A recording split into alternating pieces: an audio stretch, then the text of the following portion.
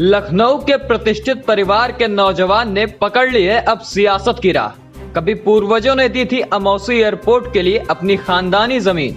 Bahujan Samaj party के साथ सरोजनी नगर विधानसभा में काम कर रहे हैं युवा नेता जलीस खान। सर्व समाज के गरीबों की मदद करके सरोजनी नगर के विकास के जरिए कमाना चाहते हैं नाम। द इंडियन ओपिनियन के कार्यक्रम कौन बनेगा एमएलए में देखिए कौन है जलीस खान और क्या है उनके वादे और दावे।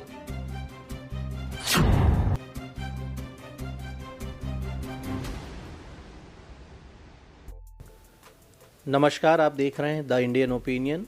हमारे खास कार्यक्रम कौन बनेगा एमएलए में हमारे साथ मौजूद हैं एक नौजवान नेता लखनऊ के जलीस खान। आपका नाम है, आप एडवोकेट भी हैं और बहुजन समाज पार्टी से सरोजनी नगर विधानसभा से प्रभारी और प्रत्याशी के रूप में आप लोगों के बीच उपलब्ध हैं, प्रतिदिन जनसंपर्क पे निकलते हैं। और आपका फैमिली हिस्ट्री क्या है, सोशल आपका कंट्रीब्यूशन क्या है, समाज में क्या योगदान रहा आपके और आपके परिवार का, ये हम जानने की कोशिश करते हैं। जलीस, आपका बहुत बहुत स्वागत है द इंडियन ओपिनियन में। सभी को जय भीम। जलीस, आप सबसे पहले बताएं कि अपने परिवार के बारे में दर्शकों को बताएं कि आप किस फैमिली से आते हैं और आपके परिवार का क्या योगदान रहा देश के लिए, समाज के लिए। देखिए, मैं द ओपिनियन के माध्यम से बताना चाहता हूं कि 1946 में जो अमौसी एयरपोर्ट बना तो हमारे उस समय परदादा बादल खान साहब उन्होंने अपनी ज़मीनें दी। तो इस समय जो चौधरी चरण सिंह एयरपोर्ट है उस समय अमौसी एयरपोर्ट कहा जाता था। उसमें 1946 में काफ़ी जो बीघे के हिसाब से हमारी ज़मीनें भी गईं, कुछ नॉमिनल मुआवजा भी रहा होगा जो ब्रिटिश गवर्नमेंट के टाइम में गई थी। और हमेशा समाज के कार्यों में हमारी फैमिली ने बढ़ चढ़ कर हिस्सा लिया। और हमारे जो दादा थे रुस्तम खान साहब, उन्होंने भी समाज के लिए जो बदाली खेड़ा जो हमारे घर से कुछ ही दूरी पर है बदाली खेड़ा, वहाँ पे बहुत से गरीब किसानों को अपनी ज़मीनें दी और उन लोगों ने अपने मकान बनाए। समाज के कार्य के लिए हमारी फैमिली ने, हमारे परिवार ने बहुत ही उत्थान के काम किए। तो ये बहुत कम लोगों को पता है कि अमौसी एयरपोर्ट जो चौधरी चरण सिंह इंटरनेशनल एयरपोर्ट है, आज उत्तर भारत का, उत्तर प्रदेश का सबसे बड़ा एयरपोर्ट है, जहां से दुनिया के तमाम देशों के लिए और भारत के तमाम शहरों के लिए उड़ानें प्रतिदिन संचालित होती हैं। उस एयरपोर्ट पे जो अधिकांश जो ज़मीन दी गई थी वो जलीस खान के फोरफादर्स ने दी थी और ब्रिटिश पीरियड में ही प्लान हो गया था इस एयरपोर्ट के लिए। 1946 में आपने लगभग 300 बीघा अपनी ज़मीन जो है वो एयरपोर्ट के लिए दी थी ताकि इस क्षेत्र का विकास हो सके, और लोग यहाँ पर एक डेवलपमेंट का माहौल बने जिससे लोगों को आगे बढ़ने का मौका मिले। अब जलीस खान बहुजन समाज पार्टी के प्रत्याशी के रूप में सामने आ रहे हैं। इसके पहले स्टूडेंट लाइफ आपकी कैसी रही और छात्र जीवन आपका कहाँ से बीता, फिर आप वकालत में आए? कॉनकुब्ज कॉलेज है लखनऊ में, केकेसी जनरल पीजी कॉलेज के नाम से जाना जाता है। ग्रेजुएशन मैंने वहाँ से किया, उसके बाद लॉ किया मैंने, उसके बाद सिविल की प्रैक्टिस की, उसके बाद समाज के कार्यों में मैं लगा रहा। कॉलेज का अपने चुनाव भी लड़ा। केकेसी कॉलेज से मैंने जनरल सेक्रेटरी का चुनाव लड़ा, सफलता नहीं मिल पाई, लेकिन समाज के कार्यों में दोस्तों के साथ बहुत ही लोगों की सहायता करी। बाकी अभी कोरोना काल में भी हमने बहुत लोगों की मदद करने का काम किया। हमारे यहाँ जो बहुत से हॉस्पिटल हैं, सभी लोगों को ले जाया, बहुत लोगों को मैंने जो साधन मुहैया कराए, बहुत से लोगों को खाने पीने की वस्तुएं दी। लेकिन इसका कोई एडवांटेज नहीं लेना चाहता मैं, ये हमारा कर्तव्य था जो मैंने किया।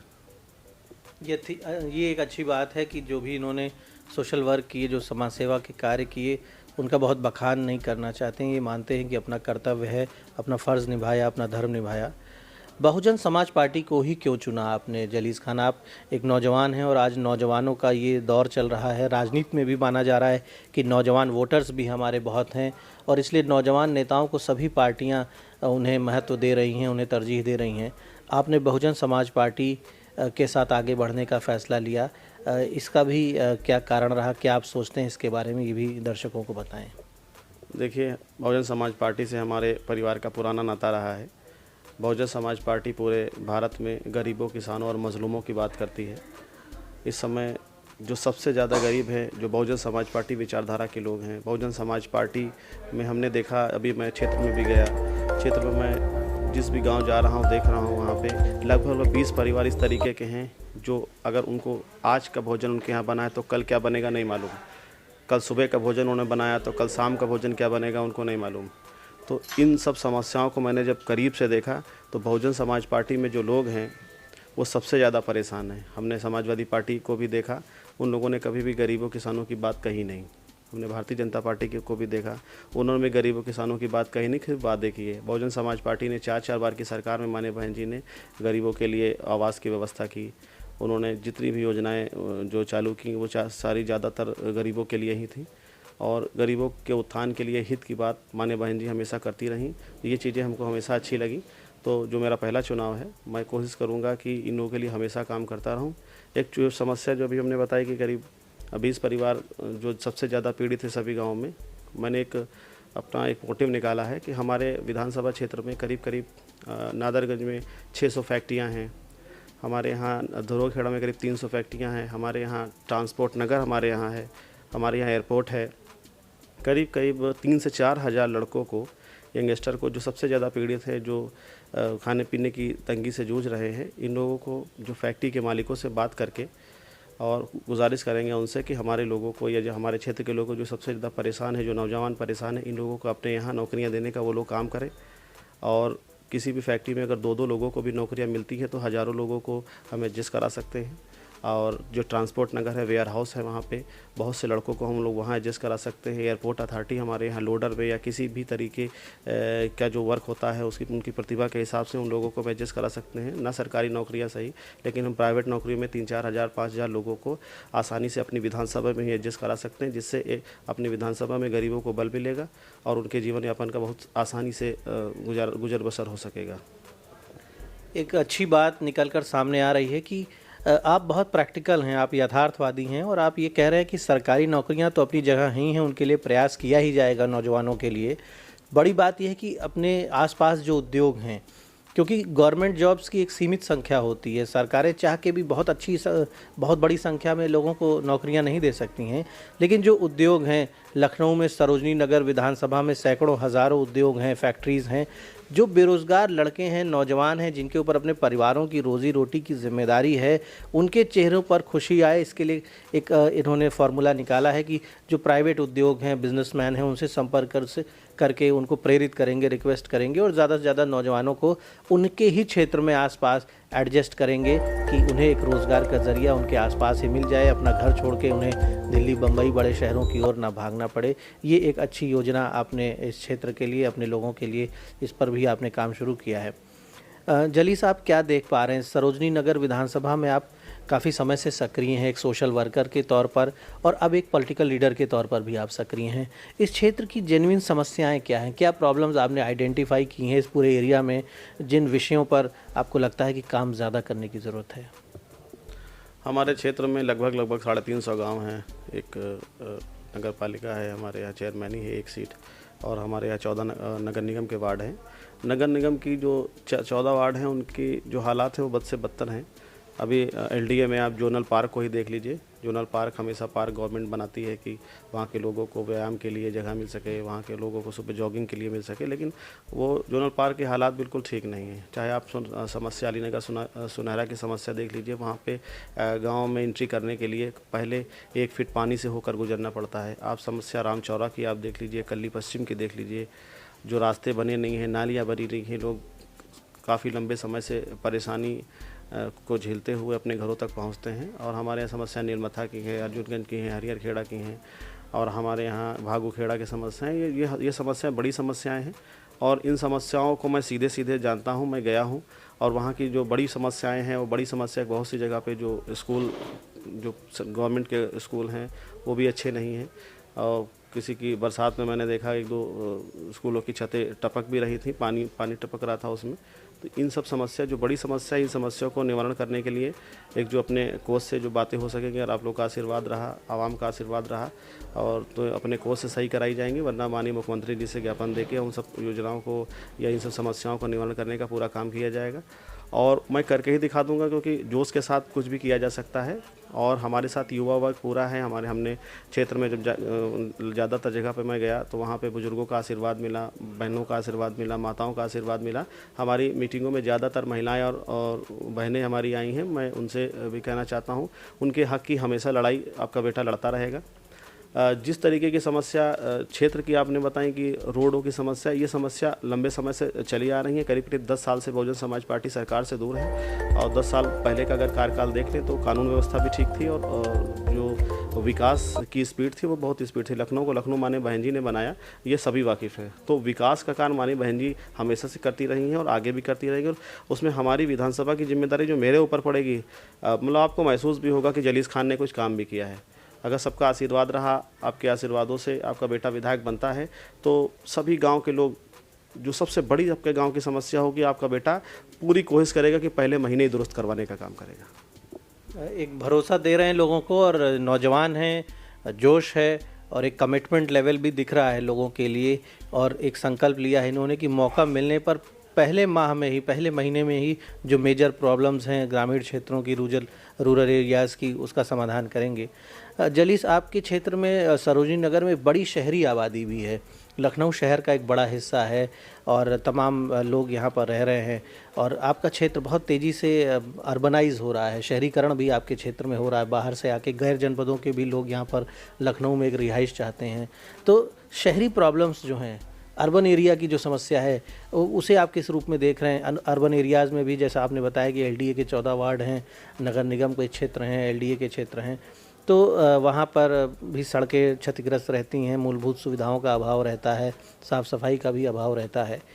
एक समग्र विकास जो है, जो क्षेत्र शहर में आ गया है, उसका एक समग्र सुनियोजित विकास हो, और जो लोग गांव में हैं वहाँ पर जो ग्रामीण विकास की दृष्टि से जो मूलभूत सुविधाएं चाहिए वो भी उपलब्ध हों। इसको लेकर आप क्या सोचते हैं? देखिए, शहर और गांव की तो बात अपनी जगह पे है। जो फंडामेंटल चीज़ें हम लोगों को चाहिए वो सभी शहरों को भी चाहिए और ग्रामवासियों को भी चाहिए। नगर निगम का अपना बजट है, नगर निगम अपने हिसाब से काम करता है। लेकिन अगर आपका बेटा विधायक हुआ तो नगर निगम का ज़्यादा से ज़्यादा बजट आपके क्षेत्र में लगाने का काम किया जाएगा। जो नगर निगम की सीमाओं में जितने भी एरिया आते हैं उसमें सड़कों का निर्माण, अगर आपने अपनी सड़कों को, मतलब नगर निगम को आप बता नहीं पाए कि हमारे यहाँ की सड़क ठीक नहीं है, तो नगर निगम को अवगत ही नहीं हो पाएगा, तो वो बनाएगी कैसे? तो आपका विधायक आपके बीच में जिन भी सड़कों का निर्माण नहीं हो पाया है या सड़कें बनी हुई हैं वो उखड़ चुकी हैं, उनको नगर निगम से अवगत कराने का काम करेगा। और पूरी कोशिश रहेगी कि सबसे पहले उन सड़कों का निर्माण कराया जाए। जो मुख्य मार्ग है, सबसे पहले मुख्य मार्गों का निर्माण करा दिया जाएगा, उसके बाद गलियों का निर्माण होगा। और जो नई प्लाटिंग हो रही हैं, बहुत लोगों ने प्लाटिंग की है, जो प्लाटिंग अथराइज है, अगर उसमें डेवलपमेंट नहीं हो पाया है तो सबसे पहले कराने का काम किया जाएगा। जो प्लाटिंग बहुत से लोग कर रहे हैं, अगर अथराइज नहीं है तो उन प्लॉटिंगों को सरकार से बात करके उनको अथराइज़ कराने का काम किया जाएगा। और डेवलपमेंट हर कोने तक पहुंचाने का काम किया जाएगा, चाहे अथराइज़ हो। अगर अथराइज़ नहीं है तो सरकार के जो नियम उस पर लागू होंगे वो लागू करवाने का काम किया जाएगा। किसी भी स्थिति में किसी भी शख्स को परेशान करने का काम नहीं किया जाएगा। बस हम ये चाहेंगे कि डेवलपमेंट जो गवर्नमेंट की तरफ से है, जो एक विधायक करा सकता है, ज़्यादा से ज़्यादा बजट के साथ वो काम कराया जाए और लोग खुशहाल रहें। लोगों को कंप्लेन सरकार से, लोगों को कंप्लेन अपने विधायक से कभी ना रहे, नगर निगम से भी कंप्लेन ना रहे। नगर निगम ने बहुत से काम किए हैं, जब तक अवगत नहीं हो पाता है नगर निगम को, नगर निगम वहाँ तक नहीं विकास करा सकती। कभी कभी जल भराव की समस्या है, लोग काफ़ी लंबे समय से जल भराव की समस्या से पीड़ित रहते हैं, लेकिन नगर निगम को पता ही नहीं चल पाता है कि वहाँ से लोग जल भराव से पीड़ित हैं। अगर नगर निगम को आपका विधायक फ़ोन करेगा कि वहाँ जल भराव की समस्या है तो नगर निगम वाले ट्यूबवेल भी लगाएंगे, वहाँ का पानी भी हटवाएंगे, और उसकी जो उचित व्यवस्था है तालाबों को नालों से जोड़ देने की, वो व्यवस्था नगर निगम करके देगी। और मुझे विश्वास है अपने नगर निगम पे कि नगर निगम एक विधायक की बात को मानेगी और इन सब योजनाओं को वहाँ तक पहुँचाएगी, और इसका लाभ सीधे सीधे हमारी आवाम, हमारी जनता को मिलेगा। जलीस, आपने निश्चित तौर पे क्षेत्र की समस्याओं का अध्ययन किया है और एक रोड मैप भी आपके मन में है। आप कैसे समस्याओं को दूर करेंगे उसको लेकर भी एक कार्य योजना आपके पास है। आपके यहाँ जो विधायक हैं मैडम, वो मिनिस्टर भी हैं यूपी गवर्नमेंट में, और उनका क्या परफॉर्मेंस आप देखते हैं? उन्होंने क्या दिया है क्षेत्र को? करीब लगभग 5 साल होने वाले हैं उनको। क्षेत्र में लगभग हम सामाजिक कार्य करते रहे, बहुत जगह हम गए, हमने तो रूबरू नहीं देखा उनको, जहाँ भी गई हों वो। उनको क्षेत्र का बहुत ज़्यादा हमको नहीं लगता कि बहुत ज़्यादा ज्ञान है। वो ज़्यादातर क्योंकि मिनिस्टर रही हैं तो ज़्यादातर अपने मंत्रालय में रही होंगी, अगर वो क्षेत्र में आती और क्षेत्र की समस्याओं को देखती तो निश्चित रूप से उन समस्याओं का निवारण हो सकता था। हमारे यहाँ एक बड़ी समस्या थी अमौसी ग्राम की। अमौसी ग्राम में एक जो मेन रोड है अमौसी गांव को जाने के लिए करीब करीब 500 मीटर 3 फीट गड्ढे में वो रोड जा चुकी थी। वहाँ के निवासियों ने, वहाँ के लोकल लोगों ने करीब 5 साल से लगातार गुहार लगाई अपने विधायक से, मिनिस्टर से, लेकिन सुध-बुध नहीं ली उन्होंने। और वो समस्या इतनी ज़्यादा विकराल होती चली गई कि वहाँ पे कई विक्रम चलती हैं। विक्रम गाड़ियाँ आप जानते होंगे, जो पैसेंजर गाड़ियाँ होती हैं, वो गाड़ियाँ कई पलटी, लोगों को किसी के हाथ में फ्रैक्चर आया, किसी के पैर में फ्रैक्चर आया। जब इतनी बड़ी बड़ी समस्याओं से वो अवगत नहीं है तो हम क्या कह सकते हैं कि समस्या क्षेत्र के बारे में वो क्या जानती हैं? हमको नहीं लगता कि क्षेत्र के बारे में वो जानती हैं। हाँ, 5 स्टार की सियासत की है उन्होंने, पॉलिटिक्स की है, तो हो सकता है कि उसी पॉलिटिक्स से आवाम हमारी खुश नहीं है और बदला लेने का वक्त आया है। 2022 का चुनाव करीब में है, अब आवाम के बीच में जा रही हैं। अब मुझे नहीं लगता कि आशीर्वाद उनको मिल सकेगा। बहुजन समाज पार्टी 2 बार हमारे यहाँ से एमएलए रही है, हमारी विधानसभा से रही है। बहुजन समाज पार्टी ने हमेशा गरीबों का काम किया है, क्षेत्र के विकास का काम किया, क्षेत्र की का पूरा ज्ञान है उनको। हमारे यहाँ पदाधिकारी, हमारे पार्टी के भी पदाधिकारी हर समस्याओं से अवगत करा रहे हैं। जो समस्याएं होंगी उनका निवारण किया जाएगा, लेकिन क्षेत्रीय विधायिका जी किसी भी समस्याओं की सुध-बुध नहीं ले रही हैं। इस बार भारतीय जनता पार्टी पहली बार ये सीट जीती है और हमको लगता है ये आखिरी बार भी सीट थी उनकी, आगे कभी नहीं जीती। समाजवादी पार्टी भी काफ़ी ज़ोर से इस बार मैदान में है और अखिलेश दावा कर रहे हैं कि हर हाल में वो सरकार बनाएंगे। ऐसे में आपकी जो तैयारी है, बूथ लेवल मैनेजमेंट जो है वो बड़ा अहम होता है कि हर बूथ पे कितने परिवार आपके साथ जुड़े हैं, जो भी मतदान केंद्र बनेंगे वहाँ आसपास कितने वोट्स आपके पक्ष में पोल हो जाएंगे। तो आपके वर्कर्स, कार्यकर्ता, बूथ लेवल की जो टीम है, बूथ लेवल पे जो आपके अध्यक्ष और पदाधिकारी आप बनाते हैं, तो हर बूथ पर क्या तैयारी है जलीस खान की, और जलीस खान हर बूथ जीतने के लिए कितने मजबूत हैं? एक बूथ पे कितने यूथ खड़े हैं, क्योंकि आप यूथ हैं, युवा हैं, तो जलीस खान एक युवा प्रत्याशी हैं, हर बूथ पे कितना युवा उनके लिए सजग रहेगा? देखिए, जैसे कि आपने कहा कि समाजवादी पार्टी और बहुजन समाज पार्टी के परफॉर्मेंस के बारे में, 2017 का चुनाव आपने देखा, काम बोलता है कि नाम पे अखिलेश जी चुनाव में आए, लेकिन परसेंटेज का जो मामला है, जो पूरे उत्तर प्रदेश में जो परसेंटेज वोटों का रहा, बहुजन समाज पार्टी का जो परसेंटेज है वो समाजवादी पार्टी से ज़्यादा ही रहा। और 2019 का चुनाव आप देख लीजिए, जो लोकसभा का रहा है, परसेंटेज के मसले पे बहुजन समाज पार्टी समाजवादी पार्टी से आगे ही रही। तो आप निश्चित तौर पे, जैसे आप देखते हैं अखिलेश जी बहुत सी मीटिंगों में गए, उनको भीड़ दिखी तो लोगों को वहम हो सकता है, लेकिन बहुजन समाज पार्टी की जब भी आप रैली देखेंगे तो सभी के रिकॉर्ड तोड़ देती है बहुजन समाज पार्टी की रैली। अभी 2 जनवरी को भी हमने अपनी विधानसभा में एक मीटिंग का आयोजन किया था, 50,000 लोग वहाँ पहुँचे। तो बहुजन समाज पार्टी के जो लोग हैं वो मजबूती के साथ बहुजन समाज पार्टी के दामन में हैं, और बहुजन समाज पार्टी एक मजबूत और बड़ी पार्टी है। हमारे यहाँ इस बार जो रिज़ल्ट हैं चौंकाने वाले आएंगे। मीडिया जो भी दिखा रहा हो, जो हमारे यहाँ रिजल्ट उत्तर प्रदेश के हैं बिल्कुल चौंकाने वाले आएंगे। और माने बहन जी सरकार में आएंगी। परसेंटेज का मामला रहा हो तो वोटों के परसेंटेज में हम लोग हमेशा आगे रहे और आगे रहेंगे। जैसे आपने कहा बूथ पे हम लोग के कितने लोग रहेंगे, लगभग हमारे बूथ के जो अध्यक्ष हैं, बूथ के सचिव हैं, करीब 20 मेंबर हमारे रहते हैं हर बूथ पे। और मजबूती से गांव-गांव वो लोग जाते हैं, क्षेत्र में जाते हैं, क्षेत्र की समस्याओं को सुनते हैं, जो वहाँ आवाम का दुख दर्द है वो सुनते हैं, और वोटों की बात करते हैं। और अपना जो क्योंकि मत मतलब सहमत, लोग हमसे अगर सहमत होंगे तो हमारा साथ देंगे।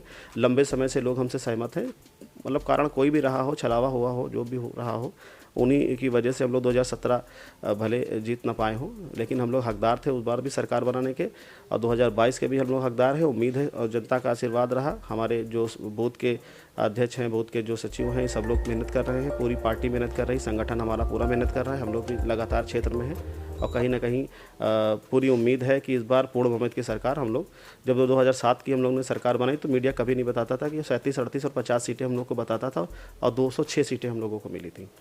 पूरी उम्मीद है इस बार 2007 से भी ज़्यादा अच्छे रिजल्ट आएंगे।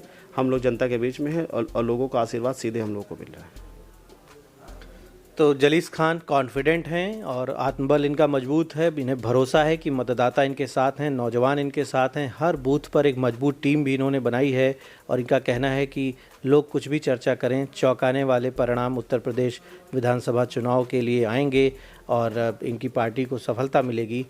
जनता को फैसला लेना है, जनता सोच समझ कर फैसला ले, जो भी उसे निर्णय लेना है मतदान के बारे में, निश्चित तौर पर उन्हें अच्छे प्रत्याशियों को जो भी बेहतर उनका दिल जीत सकें, उन्हें भरोसा दे सकें विकास का और उत्तर प्रदेश को आगे बढ़ा सकें, ऐसे लोगों के लिए जनता को एकजुट होना चाहिए। फिर हम किसी और प्रत्याशी से आपकी मुलाकात कराते हैं और कितने दावेदार इस चुनाव में सामने आ रहे हैं, कौन दावेदार आपके लिए बेहतर हो सकता है, निर्णय आपको लेना है। लेकिन हर प्रत्याशी से हमारी कोशिश होती है कि ज़्यादा से ज़्यादा प्रत्याशियों से आपकी मुलाकात कराएं, जिससे आप अपने प्रत्याशियों के बारे में जान सकें और अच्छा फैसला ले सकें। धन्यवाद।